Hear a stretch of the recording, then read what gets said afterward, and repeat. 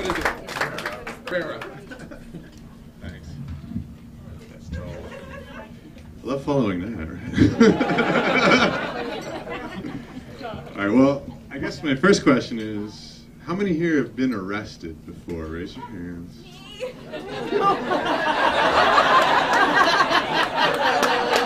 Yeah, I kind of knew that, right? And how many people were cheerleaders? Funny, it doesn't really meet. Well, they'll meet in this story.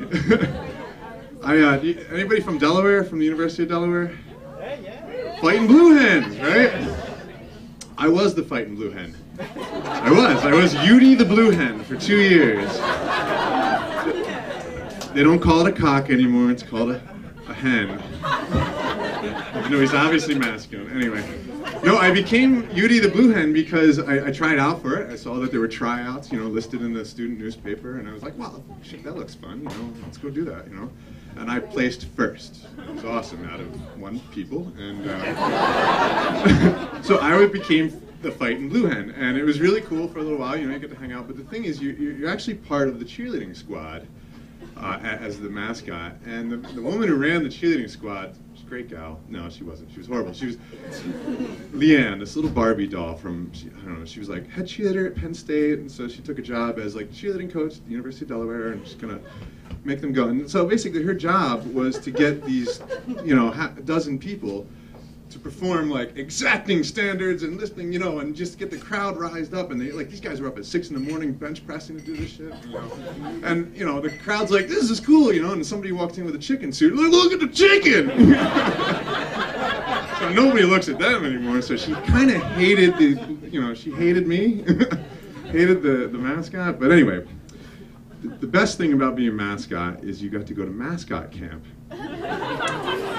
The best thing about mascot camp is it's part of cheerleading camp.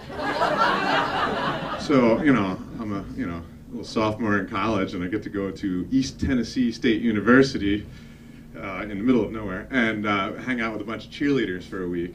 And that's a good way to spend your summer. And so we're down there, and I meet mascots from all across the country, and Land's busy like competing against all the Alabama people and the Georgia people and all this other stuff. And I'm meeting these cool kids from everywhere, right? So I befriended Louis Lobo from the University of New Mexico. You know? So, and one of the things we were going to be judged on was our entrance. At the end of the week, we had to make an entrance. And, you know, kids that had been there before were all like, oh, well, I'm going to go to the fire department. And, you know, I'll ride in on a fire truck. They're really cool. I'll slip them a 20, you know. I'm like, that's so lame. So Louis and I were walking around campus, the East Tennessee State University, and we find this little lawnmower kind of hidden underneath a bush on the side of like a building somewhere. Obviously, some groundskeeper left it there. It was a piece of shit, you know. We're like, dude, you know what would be cool? Let's take the lawnmower. I'm like, let's write our name in the grass at East Tennessee State University right before the fall season starts. You know?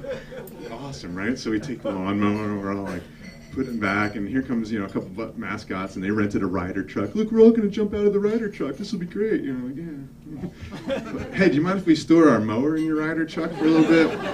No, go right ahead, man. That's cool. So we're all sitting around, you know, lounging. I got my Delaware clothes on. He's got his New Mexico clothes on.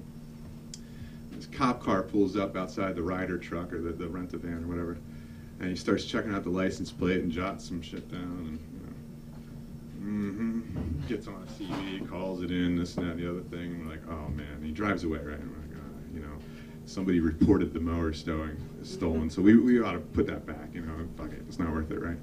So we get the mower out, we're pushing it down the street, fucking 3 cop cars roll up out of nowhere. Big fat Southern cop gets out. Hands on the hood, boys. Spreads us out, takes us downtown. You're gonna like our new jail in Johnson City. You know, and I'm getting you for Grand Theft Auto. That definitely is worth $500. Like, come on, that's like $15. And sure enough, dude, puts us in a jail cell. Swinging light bulb, no lie. This is the new jail cell. And like, Leanne, the cheerleading coach, had to come down and rescue us. And he was just pulling our leg, it turned out. You know, he just wanted to get some kids for something.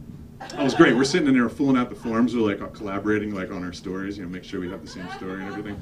This little skinny guy comes in. These are the 2 cheerleaders you arrested. We're like, we're not cheerleaders, so we're mascots. It doesn't matter. You're young.